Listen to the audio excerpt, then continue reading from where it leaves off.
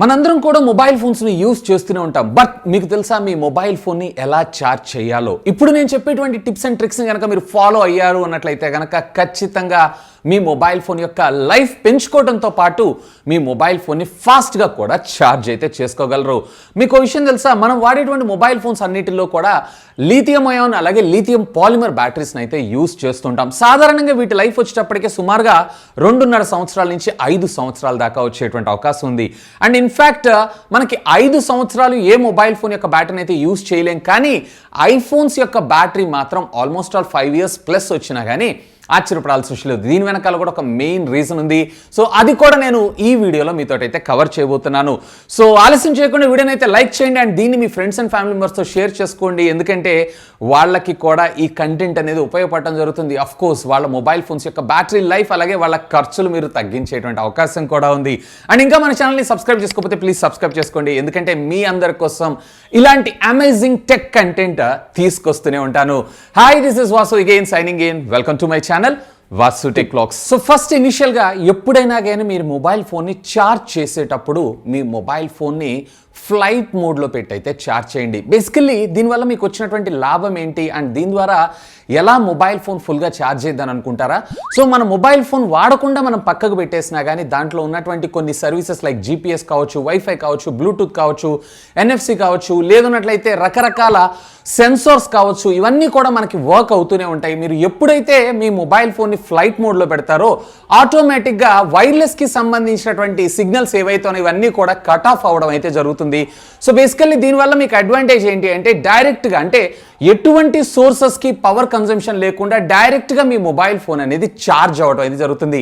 In fact ఇలా మీరు flight mode పెట్టి ఆఫ్ చేసి అంటే ఫ్లైట్ మోడ్ ఆన్ చేసి కనుక మీరు మీ మొబైల్ ఫోన్ని ఛార్జ్ చేశారు అన్నట్లయితే కనుక మీ మొబైల్ ఫోన్ టెంపరేచర్స్ కూడా అండర్ కంట్రోల్లో రావడం జరుగుతుంది. సో సాధారణంగా మనం మొబైల్ ఫోన్ రాత్రులే ఛార్జ్ చేస్తూ ఉంటాం కాబట్టి సో రాత్రులు ఫ్లైట్ మోడ్ పెట్టుకుంటే మనకు వచ్చినటువంటి నష్టం అయితే ఏం లేదు కాబట్టి ఇన్ఫ్యాక్ట్ మన నిద్ర కూడా డిస్టర్బ్ అవ్వకుండా ఉంటుంది. సో సాధ్యమైనంత వరకు మీరు మీ మొబైల్ ఫోన్ని ఫ్లైట్ మోడ్లో పెట్టి ఛార్జ్ అయితే చేసి చూడండి.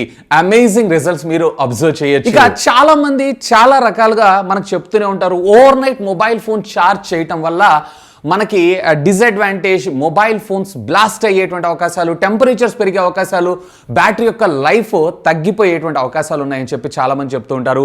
బట్ ఇవన్నీ కూడా ట్రాష్ అని నేను అంటాను.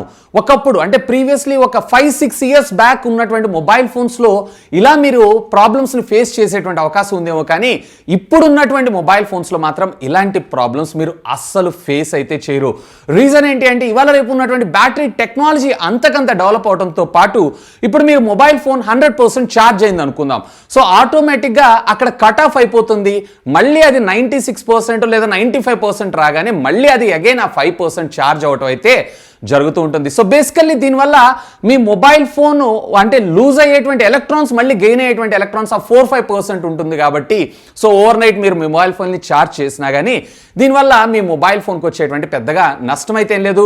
బట్ ఒకవేళ మీరు ఓవర్ నైట్ ఛార్జ్ చేయాలనుకుంటున్నారు అన్నట్లయితే కనుక ఖచ్చితంగా ప్రతి ఒక్క మొబైల్ ఫోన్లో కూడా మీకు ఆప్టిమైజ్డ్ బ్యాటరీ ఛార్జింగ్ అనేటువంటి టెక్నాలజీని మనం చూస్తూనే ఉన్నాం. సో దీన్ని ఎనేబుల్ చేయడం వల్ల సాధారణంగా ఎప్పుడైతే మీ మొబైల్ ఫోన్ 80% రీచ్ అవుతుందో ఆటోమేటిక్గా వోల్టేజ్ కట్ ఆఫ్ అయ్యి మళ్ళీ తిరిగి ఎర్లీ మార్నింగ్ అవ్వడానికి ఒక 1/2 hour లేదా 1 hour బిఫోర్ ఆటోమేటిక్గా ఇది ఛార్జింగ్ రీస్టార్ట్ అవడం అయితే జరుగుతుంది. అంటే ఆ 80% నుంచి 100%కి. సో ఇది ఒకసారి అయితే ట్రై చేసి చూడండి. సో ఓవర్ నైట్ మీ మొబైల్ ఫోన్ని మీరు ఛార్జ్ చేసుకున్నా కానీ మీ మొబైల్ ఫోన్ బ్యాటరీ అనేది డ్యామేజ్ అయ్యేటువంటి అవకాశం లేదు. బిందాస్గా మనము మన స్లీప్ని అయితే ఎంజాయ్ చేయొచ్చు. మొబైల్ ఫోన్ మీద మనం ఒక కన్ను వేయాల్సిన అవసరం లేకుండా. ఇక జనరల్గా మీరు ఛార్జ్ చేసేటప్పుడు మొబైల్ ఫోన్ని ఎలా ఛార్జ్ చేస్తారు? ఇలా బేడ్గా ఛార్జ్ చేస్తారా, లేదన్నట్లయితే దానికి సంబంధించినటువంటి పౌచ్ని ప్లేస్ చేసి ఛార్జ్ చేస్తూ ఉంటారా? సో సాధ్యమైనంత వరకు నా విషయానికి వచ్చారంటే నేనైతే ఈ రెండింటిని సెపరేట్ చేసి అయితే ఛార్జ్ చేస్తాను. బేసికల్లీ దీనివల్ల మీకు వచ్చినటువంటి అడ్వాంటేజ్ అంటే ఎప్పుడైతే మనం మొబైల్ ఫోన్ని ఛార్జ్ చేస్తూ ఉంటామో లోపల ఉండేటువంటి ఈ కెమికల్ ఏదైతే ఉందో అంటే అఫ్కోర్స్ లిథియం అయాన్ ఏదైతే ఉందో ఇదంతా కూడా కెమికలే. సో జనరల్గా హీట్ అవ్వటం అనేది జరుగుతూ ఉంటుంది. సో అలాంటి సందర్భాలలో దీన్ని ఎక్కువగా మనం కూల్ డౌన్ చేస్తున్నాం అన్నట్లయితే కనుక మొబైల్ ఫోన్ బ్యాటరీ త్వరగా ఛార్జ్ అవడంతో పాటు మొబైల్ ఫోన్ యొక్క లైఫ్ కూడా పెరిగేటువంటి అవకాశం అయితే ఉంది.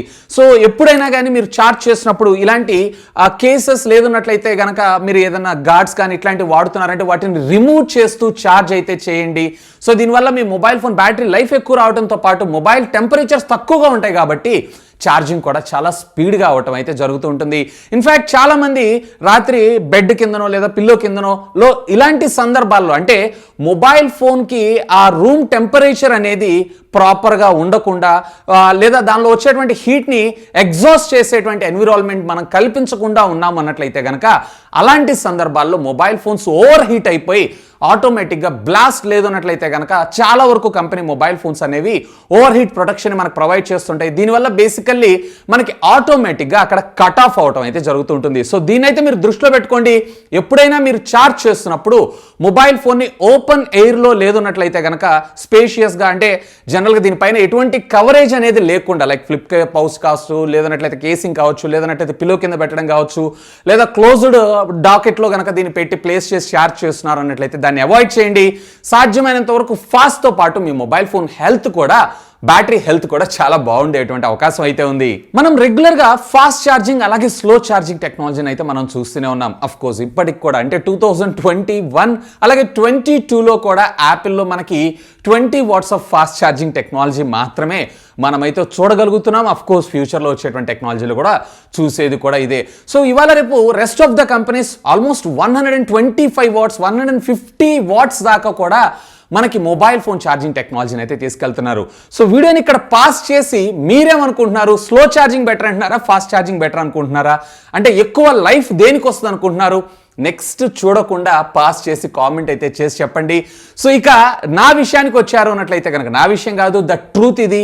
సో స్లో ఛార్జింగ్ ఉన్నటువంటి మొబైల్ ఫోన్స్ యొక్క బ్యాటరీ లైఫ్ ఏదైతే ఉందో చాలా ఎక్కువగా ఉంటుంది compared to the fast charging technology కన్నా. సో ఫాస్ట్ ఛార్జ్ టెక్నాలజీ చేసే కొద్దీ ఆటోమేటిక్గా మొబైల్ ఫోన్ యొక్క బ్యాటరీ లైఫ్ కూడా తగ్గుతూ వస్తుంది. అందుకే మీరు చూసారంటే ఐఫోన్స్లో అరౌండ్ 5 years ప్లస్ వాడుతున్నటువంటి యూజర్స్ కూడా ఉన్నారు బ్యాటరీస్ అంటే స్టాక్ ఫోన్తో పాటు వచ్చినటువంటి బ్యాటరీస్ని యూజ్ చేస్తూ. ఇకపోతే ఈవెన్ మీరు ఫాస్ట్ ఛార్జింగ్ టెక్నాలజీలో మీరు ఫోన్ని ఛార్జ్ చేసినా కానీ ఛార్జింగ్ అనేది చాలా ఫాస్ట్గా డ్రైన్ అవుతుంది compared to the slow charging technology కన్నా. కావాలంటే ఒకసారి మీరు ఈ వేరియేషన్ని స్లో ఛార్జింగ్ టెక్నాలజీతో చేసి చూడండి, అలాగే ఫాస్ట్ ఛార్జింగ్ టెక్నాలజీతో కూడా చేసి చూడండి. దీనివల్ల బేసికల్లీ మీకు ఏమవుతుందంటే టైం ఎక్కువ తీసుకుంటుంది అంతే, బట్ మీకు ఆల్ డే లాస్టింగ్ మీ మొబైల్ ఫోన్ యొక్క బ్యాటరీ అనేది ఇవ్వడం జరుగుతుంది. సాధారణంగా ఇప్పుడు మీరు వాడుతున్నటువంటి బ్యాటరీ ఉందనుకోండి 33 వాట్స్ ఉంది. సో ఈరోజు 33 వాట్స్ తోటి ఛార్జ్ చేసి రేపు కేవలం 15 వాట్స్ ఆఫ్ ఛార్జింగ్ తోని ఫుల్గా ఛార్జ్ చేసి చూడండి. సో రెండింటి డిఫరెన్స్ మీరే అబ్జర్వ్ చేస్తారు. సో మీరు ఇది చెక్ చేసిన తర్వాత వీడియో కిందనటువంటి కామెంట్ సెక్షన్లో అయితే కామెంట్ చేయండి. ఇక ఫుల్ అండ్ ఫైనల్గా మరొక టిప్ విషయానికి వచ్చారు అన్నట్టయితే చాలా మంది నన్ను వెరీ కామన్గా అడుగుతూ ఉంటారు. సో పవర్ బ్యాంక్స్ తోటి మొబైల్ ఫోన్స్ని ఛార్జ్ చేయొచ్చా అని చెప్పి. ఈవెన్ పవర్ బ్యాంక్ అనే కాదు, ల్యాప్టాప్స్ కావచ్చు లేదన్నట్లయితే డెస్క్టాప్ కంప్యూటర్స్ కావచ్చు, వీటి ద్వారా మన మొబైల్ ఫోన్ని ఛార్జ్ చేయొచ్చా అనేది ఆబ్వియస్ అబ్సల్యూట్గా మీరైతే ఛార్జ్ చేసుకోవచ్చు. బట్ మీరు ఎప్పుడైనా గుర్తుపెట్టుకోండి, DC టు DC అంటే ఈవెన్ పవర్ బ్యాంక్లో కూడా మనకు ఉండేది DC వోల్టేజే, ల్యాప్టాప్లో మనకు వచ్చే DC వోల్టేజ్, ఈవెన్ మీరు డెస్క్టాప్ కంప్యూటర్స్ కనెక్ట్ చేసేది కూడా DC వోల్టేజే. సో బేసికల్లీ ఇలాంటి వాటి అన్నిటిల్లో కూడా మీకు కొంచెం స్లోగా ఛార్జ్ అయ్యేటువంటి అవకాశం అయితే ఉంది. ఎందుకంటే అక్కడ నుంచి వచ్చేటువంటి యాంపియర్స్ ఏవైతే ఉన్నాయో చాలా చాలా తక్కువ అండ్ ఆల్మోస్ట్ ప్యూర్ DC వోల్టేజ్ని అయితే మీరు వీటి ద్వారా ఎక్స్పెక్ట్ చేయొచ్చు. కాకపోతే మీకు దీనివల్ల ఒక డిసడ్వాంటేజ్ ఏంటి అంటే మీకు ఛార్జ్ అవ్వడానికి ఎక్కువ టైం తీసుకుంటుందేమో కానీ దాని యొక్క లైఫ్ మాత్రం చాలా లాంగ్ లాస్టింగ్ ఉంటుంది కంపేర్డ్ టు ద రెగ్యులర్ ఛార్జర్స్తో పోల్చారు అన్నట్లయితే. ఇన్ఫాక్ట్ మీరు ఇక్కడ ఒకటి అబ్జర్వ్ చేశారా? ఫర్ ఎగ్జాంపుల్ మీరు 10,000 mAh బ్యాటరీ తీసుకున్నారు, ఇందులో వచ్చేటప్పటికి 5,000 mAh ఆఫ్ ద బ్యాటరీ ఉంది అంటే 2 సార్లు నేను 0 to 100% ఛార్జ్ చేసుకోవచ్చు కదా అని అంటే సో ఇక్కడ మీరు మంచి సాంబార్లో కాలేసినట్లే. సో అలా ఏం కాదు, జస్ట్ కేవలం మీకు ఒకసారి లేదున్నట్లయితే కనుక 1.5 time ఫుల్గా ఛార్జ్ చేసేటువంటి అవకాశం అయితే ఉంది. అదేంటి మరి నాకు 2 సార్లు రావాలి కదా 10,000 mAh కదా అని చెప్పానంటే ఎస్, మీరు లెక్కలు బాగా చేశారు. బట్ ఇక్కడ DC వోల్టేజ్ ఏదైతే ఉందో దాన్ని మళ్ళీ రిట్రీవ్ చేసి అంటే ఈ కన్వర్షన్స్ లైక్ దాన్ని మళ్ళీ AC కింద కన్వర్ట్ చేసి సో అందులో ఉండేటువంటి కొన్ని components and at the same time అందులో ఉండేటువంటి కేబుల్ ద్వారా ట్రాన్స్ఫర్ చేస్తూ ఉంటాం కాబట్టి సో బేసికల్లీ ఇక్కడ మనకి కొంత ఎలక్ట్రాన్స్ రెడ్యూస్ అయ్యేటువంటి అవకాశం ఉంది. సో అందుకోసమే మీకు ఒకసారి లేదు అన్నట్లయితే 1.5 టైం అయితే మీరు ఫుల్గా ఛార్జ్ చేసుకోవచ్చు. సో ఆల్రెడీ 5 టిప్స్ అయితే కంప్లీట్ అయిపోయినాయి. బట్ మనం ఇండియన్స్ మనకి ఇంకొంచెం ఎక్స్ట్రా ఉంటే బాగుంటుంది కదా. సో మీ అందరి కోసం మరొక టిప్. సో సాధారణంగా చాలా మంది అంటూ ఉంటారు 0 to 100% ఛార్జ్ చేయటం, మళ్ళాగే 100 నుంచి 0% డిశ్చార్జ్ చేయడం అనేది కరెక్ట్ పద్ధతి అని చెప్పి. అఫ్ కోర్స్ ఇవాళ రేపు మనకున్నటువంటి టెక్నాలజీ అనేది అలా కాకుండా మీరు మీ ఇష్టం వచ్చినట్లు ఛార్జ్ చేసుకున్నా కానీ దానివల్ల మీకు వచ్చేటువంటి ప్రాబ్లం అయితే ఏం లేదు. ఈవెన్ బ్యాటరీ యొక్క లైఫ్ కూడా చాలా బాగుంటుంది జరుగుతుంది. So there is no any necessary mandatory మీరు 0 to 100% ఛార్జ్ చేసి మళ్ళీ 100% to 0% డిశ్చార్జ్ చేయాలి అని చెప్పి. ఇన్ఫాక్ట్ చాలా మంది మల్టీ టాస్కింగ్ లో ఉన్నటువంటి అప్లికేషన్స్ ని కిల్ చేస్తూ నా బ్యాటరీ సేవ్ అవుతుందని అనుకుంటారు. ఇది కూడా ఫాల్స్. జస్ట్ ఒకవేళ మీరు అలాంటి సందర్భాలలో మీరు బ్యాటరీ యొక్క లైఫ్ ని కాపాడుకోవాలనుకుంటారు, అంటే బ్యాటరీ యొక్క పవర్ ని కాపాడాలనుకుంటున్నారు అన్నట్లయితే కనుక ఇవాళ రేపు ప్రతి ఒక్క మొబైల్ ఫోన్ లో కూడా మనకి బ్యాటరీ సేవింగ్ మోడ్ అనే ఆప్షన్ ఇస్తున్నారు. సో దాన్ని ఎనేబుల్ చేసుకోండి. మాక్సిమం ప్రాసెస్ మొత్తాన్ని కూడా ఇది కిల్ చేసేటువంటి అవకాశం ఉంది. ఆరామ్సే మీకు ఒక 50 to 40% of the life excess వచ్చేటువంటి అవకాశం అయితే ఉంది. ఇన్ఫాక్ట్ మీరు మీ మొబైల్ ఫోన్లో వైఫై జోన్లో లేకుండా డేటా వాడుతున్నప్పుడు ముఖ్యంగా మీరు వైఫైని అయితే కంప్లీట్లీ ఆఫ్ చేయండి అండ్ ఆటోమేటిక్ స్కానింగ్ని కూడా ఆఫ్ చేయండి. దీనివల్ల కూడా మీ మొబైల్ ఫోన్ బ్యాటరీ బ్యాకప్ మరింత బెటర్గా వచ్చేటువంటి అవకాశం ఉంది. సో వైఫై జోన్లో ఉన్నప్పుడైతే ఓకే అని నా అభిప్రాయం. నన్ను అడిగితే కనుక అసలు ఆ searching for new wifi scanners ఉంటుంది చూసారా, సో దాన్ని అయితే కంప్లీట్గా ఆఫ్ చేయండి. సో బెటర్ బ్యాటరీ లైఫ్ అయితే మీరు ఎక్స్పెక్ట్ చేయొచ్చు. అఫ్ కోర్స్ వస్తుంది కూడా. సో ఇది ఫ్రెండ్స్ మనం మొబైల్ ఫోన్ యొక్క లైఫ్ ని అలాగే ఛార్జింగ్ టైం ని and at the same time mobile phone యొక్క బ్యాటరీని ప్రాపర్ గా యూటిలైజ్ చేయడానికి నేను ఇచ్చేటువంటి టిప్స్ అండ్ ట్రిక్స్ అయితే. ఇంకా మీకు ఏమైనా తెలుసున్నట్లయితే లెట్ మీ నో కింద ఉన్నటువంటి కామెంట్ సెక్షన్ లో కామెంట్ చేయండి. అండ్ నెక్స్ట్ మీరు ఎలాంటి టాపిక్ కోసం ఎక్సైటెడ్ అయి ఉన్నారు, ఏ టాపిక్ ని నన్ను ఎక్స్ప్లెయిన్ చేయమంటారు, లెట్ మీ నో కింద ఉన్నటువంటి కామెంట్ సెక్షన్ లో కామెంట్ చేయండి. నచ్చితే లైక్ చేయండి, అలాగే ఖచ్చితంగా మీ ఫ్రెండ్స్ అండ్ ఫ్యామిలీ మెంబర్స్ తో షేర్ చేసుకోండి. ఇంకా మన ఛానల్ ని సబ్స్క్రైబ్ చేసుకోకపోతే ప్లీజ్ సబ్స్క్రైబ్ చేసుకోండి. That's all for today. This is Vasu. మరొక కొత్త ఇంట్రెస్టింగ్ వీడియోతో మళ్ళీ కలుద్దాం. Signing off. Have a great day.